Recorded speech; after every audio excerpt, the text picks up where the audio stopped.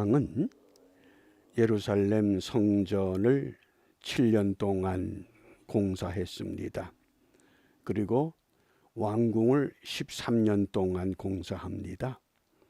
성전을 완공했으면 다윗성에 머물고 있던 언약궤를 예루살렘 성전 지성소로 옮겨야 하는 때가 됐습니다.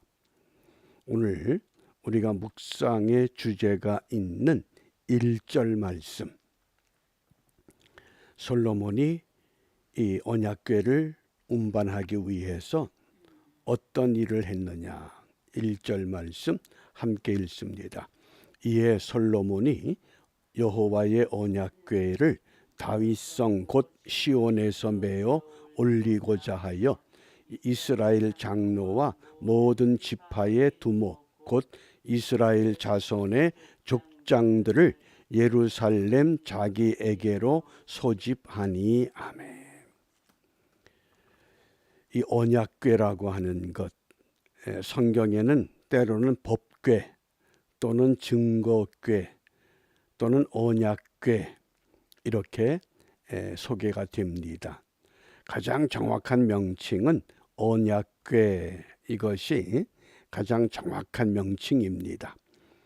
그러면 이 여호와의 언약궤를 운반하기 위해서 모든 장로, 지파들의 두목, 또 족장 전부 예루살렘으로 불러 모았습니다. 그리고 열왕기상 8장의 마지막 절은 이렇게 막을 내립니다. 제8일에 솔로몬이 백성을 돌려보내매.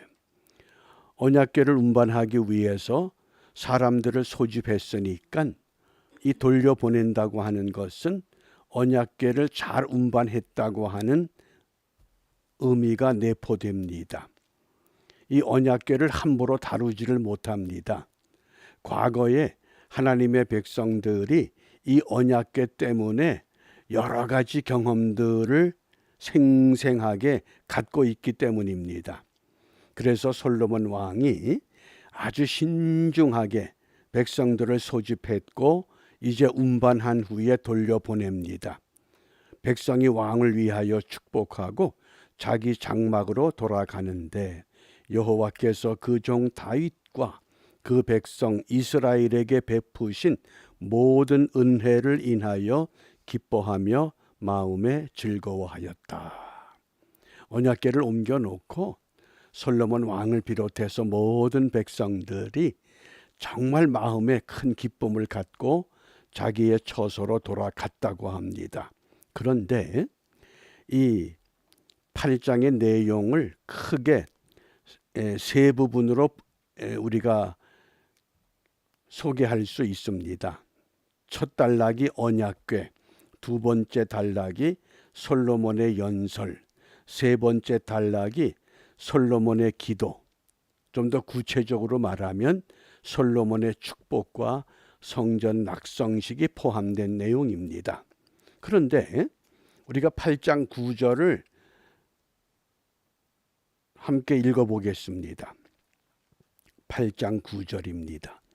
궤 안에는 두 돌판 외에 아무것도 없으니 이것은 이스라엘 자손이 애굽 땅에서 나온 후 여호와께서 저희와 언약을 세우실 때에 모세가 호렙에서 그 안에 넣은 것이더라. 아멘.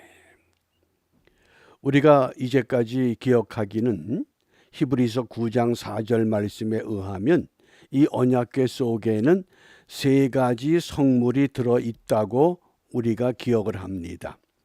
그 첫 번째가 만나를 담았던 금항아리, 또 아론의 싹이 난 지팡이, 그리고 언약의 비석들입니다. 그런데 솔로몬 왕이 성전을 건축하고 성전의 지성소 안으로 이 언약궤를 운반하고자 할 때 그 안에 다른 두 종류 금 항아리와 쌍난 지팡이는 없고 언약의 비석 두 돌판 밖에는 남아있지 않았다고 합니다. 그러면 다른 두 성물들은 어떻게 되었느냐? 두 가지 학설이 있습니다. 하나는 이 언약궤가 블레셋 진영으로 빼앗겼을 때에 그때에 상실한 것이다. 그런데 우리가 블레셋 진영으로 언약궤가 들어갔을 때 이 언약궤를 다곤의 산당에 그대로 놔두었을 때 어떤 일이 일어났습니까? 다곤의 산당에 다곤의 이 신이 땅에 엎어지고 또 머리가 끊어지고 팔다리가 끊어지는 그런 일이 있었기 때문에 블레셋 사람들이 쉽게 그 언약궤를 손댈 수가 없었을 겁니다.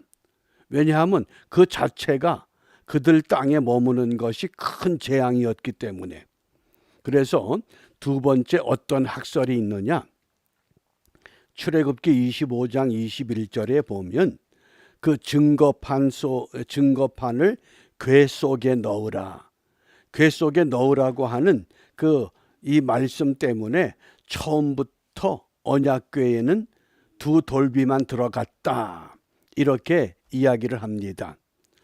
다 신빙성이 있는 이야기지만은 오늘 우리는 본문에 충실하기 위해서 이걸 성경 전체 종합적으로 왜 언약궤에는 두 돌판만 있어야 되느냐? 우리가 이것을 함께 살펴보려고 합니다. 이 먼저 언약궤의 그림을 보면 이 언약궤에는 두 천사가 날개를 펴고서 이 언약궤의 뚜껑, 이것이 속죄소요 시은자라고 합니다. 시은자, 은혜를 베푸는 자리. 어떻게 은혜가 베풀어집니까? 여기 은혜를 베푼다고 하는 것은 1년에 한 번 대제사장이 대속죄일 때에 모든 백성들의 죄를 상징하는 짐승의 피를 가지고 그 속죄소 뚜껑에 뿌립니다. 그러면 그 백성들의 죄가 사함을 얻는 그것이 바로 속죄소요 시은자라고 합니다. 그렇기 때문에 이 언약궤 안에는 다른 것이 필요한 것이 아니라 두 돌비 언약이 필요하다고 하는 겁니다. 다른 그림들은 좀 생략하겠습니다. 그래서 그러면 그 언약이 뭐냐? 두 돌비는 뭡니까? 10가지 계명, 10계명을 말합니다. 그런데 예수님께서 가장 크고 으뜸되는 계명이 무엇입니까? 이렇게 물었을 때에 마태복음 22장 37절부터 40절 우리가 너무나 잘 아는 말씀입니다. 함께 읽습니다. 예수께서 가라사대 내 마음을 다하고 목숨을 다하고 뜻을 다하여 주 너희 하나님을 사랑하라 하셨으니 이것이 크고 첫째 되는 계명이요 둘째는 그와 같으니 내 이웃을 내 몸과 같이 사랑하라 하셨으니 이 두 계명이 온 율법과 선지자의 강령이니라. 아멘. 두 돌비만 언약궤 안에 남아 있었다고 하는 것, 그것은 결국 마지막 이 계명만 있으면 하나님과의 언약의 관계가 유지가 되기 때문에 그렇습니다.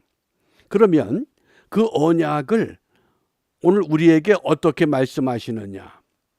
로마서 13장 10절 말씀에 사랑은 이웃에게 악을 행치 아니하나니 그러므로 사랑은 율법의 완성이니라. 이 두 돌판, 두 돌비의 완성은 사랑입니다. 율법으로 계명으로 주신 그 두 돌판이 사랑으로 완성된다고 말씀한 겁니다. 이것은 구약을 너무나 잘 알고 있던 사도 바울을 통해서 우리에게 증언된 말씀입니다. 그럼 어떻게 이 사랑이 율법을 완성하느냐? 요한복음 13장 34절 예수님께서 직접 우리에게 말씀하신 말씀입니다. 새 계명을 너희에게 주노니 서로 사랑하라. 내가 너희를 사랑한 것 같이 너희도 서로 사랑하라. 두 돌판의 상징적인 의미는 분명히 사랑으로 결론을 맺습니다. 만나를 담은 항아리는 광야 생활할 때에 먹을 것이 없는 백성들에게 먹을 것을 주신 하나님의 사랑의 표현이었습니다. 쌍난 지팡이는 어느 사람이 지도자가 되느냐, 고라의 자손들이 반역했을 때에 하나님이 세운 지도자가 아론이라고 하는 것, 이것을 깨우쳐 준 사건입니다. 그리고 두 돌판이라고 하는 것은 하나님이 주신 계명으로 그 계명이 10가지지만은 완성하는 것은 사랑이다.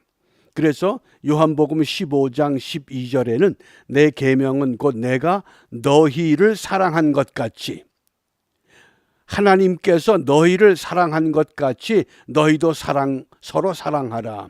하나님이 어떻게 우리를 사랑하셨습니까? 그 아들을 이 땅에 보내셨습니다. 말씀이 육신이 되어 이 땅에 오셨습니다. 그러므로 말씀이 육신이 되어 이 땅에 오셔서 우리를 사랑하기 위해서, 율법을 완성하기 위해서 짐승의 희생의 피를 바쳐야만 용서받을 수 있는 이 속죄의 사건, 속죄소의 은혜, 시은자의 은혜를 우리 예수님께서 십자가에서 다 이루셨습니다. 그러므로 그 십자가상에서 예수님께서 기도하시기를 다 이루었다, 테텔레스타이, 이렇게 기도하셨습니다. 다 이루었다. 그리고는 성소의 휘장이 위에서부터 아래로 쫙 찢어집니다. 무엇을 상징했습니까? 지성소로 들어가는 길이 모두에게 열려졌다. 이제는 더 이상 율법이나 돌판이 필요한 것이 아니라고 하는 것. 그래서 그 후에 이 언약궤는 찾아볼 수가 없습니다. 그런데 이상한 동영상이 우리를 유혹합니다. 예수님 십자가에 못 박히셨던 그 갈보리에 그 예수님의 피가 땅속으로 들어가서 그 땅속을 발굴하니까 거기에 돌비가 있다는 겁니다. 그런 황당무계한 그런 이론이나 그런 동영상은 아예 가까이 하지 마시기 바랍니다. 이미 예수님께서 십자가에서 율법을 완성하셨기 때문에 우린 더 이상 다른 흔적이나 다른 증거 필요 없습니다. 예수님이 죽으셨고 3일 만에 부활하셨고 하늘로 오르셨고 다시 오실 것이라고 분명히 우리에게 약속하신 겁니다.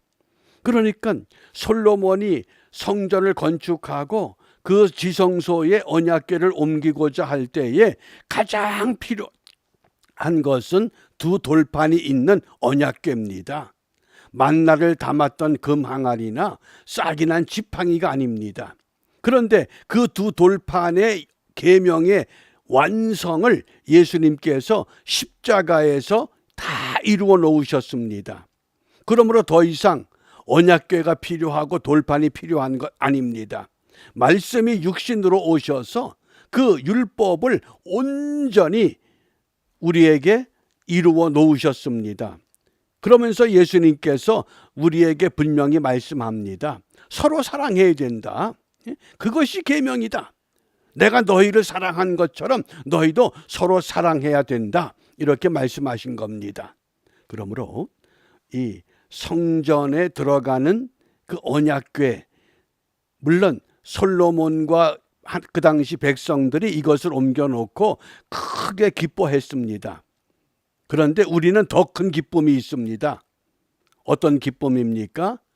언약궤보다 두 돌판보다 더 놀라운 하나님께서 우리를 위해서 그 아들을 이 땅에 보내셨고 나 같은 사람을 대신하여 속죄의 제물이 되어 주심으로 내가 그 은혜와 그 사랑을 힘입어서 하나님 앞에 나갈 수 있는 담대한 믿음, 이런 은총을, 이런 은혜를 약속해 주셨다고 하는 말씀입니다. 그러므로 우리가 오늘 무엇을 기도할 것인가? 레위기 10장 10절입니다. 너희가 거룩하고 속된 것을 분별하며 부정하고 정한 것을 분별하고. 이 거룩하고 속된 것, 거룩이 뭡니까? 한마디로 이 거룩, 카도시라고 하는 것은 하나님과의 관계가 분명한 게 거룩입니다. 오늘 이 아침 시간에 나는 정말 하나님과 관계가 분명한가? 우리가 대한민국을 사랑한다 그러면 대한민국과의 관계가 분명해야 됩니다. 대한민국과 분명한 관계를 유지하기 위해서는 대한민국의 정책성이 뭡니까? 자유민주주의, 시장경제라고 하는 겁니다. 근데 이것을 흔드는 것은 거룩한 것이 아닙니다. 그건 속된 겁니다. 그러므로 오늘 이 시대에 너희가 거룩하고 속된 것을 분별하며 부정하고 정한 것을 분별해라. 어떤 것이 나라를 사랑하고 조국을 사랑하고 민족을 사랑하는 것이냐, 그것을 분별하라고 말씀하신 겁니다. 그래서 우리가 이 말씀을 근거로 또 오늘 열왕기상 8장에 이 언약궤를 근거로 우리가 무엇을 기도할 것인가? 진리와 거짓을 분별하여 자유민주주의가 보장되는 나라를 세워야 합니다. 우리는 이제까지 그 은혜를 누리고 살았습니다. 그런데 우리 후손들이 우리가 이것을 지켜주지 못하면 암울함, 그 참 어두운 생각하기도 싫은 그런 세상에 던져질 것입니다. 그러므로 우리가 누렸던 그 은총과 은혜를 더 확산시켜서 우리 후손들은 자손 대대로 이 은총과 이 은혜를 누리며 살아갈 수 있도록 오늘 우리가 거룩하고 속된 것을 분별해야 합니다. 더 나아가서 진리와 거짓을 분별하고 자유민주주의, 시장 경제가 보장되는 나라를 세워서 정말 이 마지막 때에 동방의 예루살렘이었다고 하는 그 평양 땅이 회복되고 북한의 2,500만 우리 동포들, 그들이 우리보다 죄가 많아서 그런 고통 가운데 있습니까? 만약 내가 북한 땅에 태어났으면 나도 그들과 똑같은 고통을 받을 수밖에 없는 인생입니다. 그런데 하나님이 은총을 베풀어 주셔서 우리에게 자유를 주셨고 또 이렇게 자유롭게 주를 찬양하고 주를 전하고 주를 믿을 수 있는 은혜 가운데 인도해 놓으셨습니다. 그 은혜를 나만 가지고 즐거워할 것이 아니라 이제는 더 많은 사람들에게, 우리의 후손들에게 이 은혜가 전승될 수 있도록 함께 기도하며 오늘도 믿음으로 승리하는 하나님의 거룩한 백성들로 우뚝 세워지시기를 주님의 이름으로 축복합니다. 기도합니다. 은혜가 풍성하신 하나님, 솔로몬 왕이 정성을 들여 성전을 건축하고 지성소 속으로 하나님의 언약궤를 운반해 놓은 것처럼 이 아침 시간 저희들이 함께 머리 숙여 우리의 마음의 지성소에 하나님의 거룩한 성령의 보좌가 형성되고 그 자리에 하나님의 성령이 충만히 임하기를 간구합니다. 이러한 은혜를 회복하고 오늘도 우리의 삶의 터전에 나가서 우리가 무엇을 하든지 하나님이 우리와 함께 계신 확실한 증거를 보여주고 드러냄으로 인하여 흔들리는 이 땅의 세속의 가치를 진리의 가치로, 믿음의 가치로, 말씀의 가치로, 율법을 완성하는 사랑의 가치로 회복하는 일에 아름답게 쓰임받는 우리 모두가 되도록 축복하여 주시옵소서. 이러한 은혜를 사모하며 주님이 가르쳐 주신 기도로 함께 기도합니다. 하늘에 계신 우리 아버지, 아버지의 이름을 거룩하게 하시며 아버지의 나라가 오게 하시며 아버지의 뜻이 하늘에서와 같이 땅에서도 이루어지게 하소서. 오늘 우리에게 일용할 양식을 주시고 우리가 우리에게 잘못한 사람을 용서하여 준 것 같이 우리 죄를 용서하여 주시고 우리를 시험에 빠지지 않게 하시고 악에서 구하소서. 나라와 권능과 영광이 영원히 아버지의 것입니다. 아멘.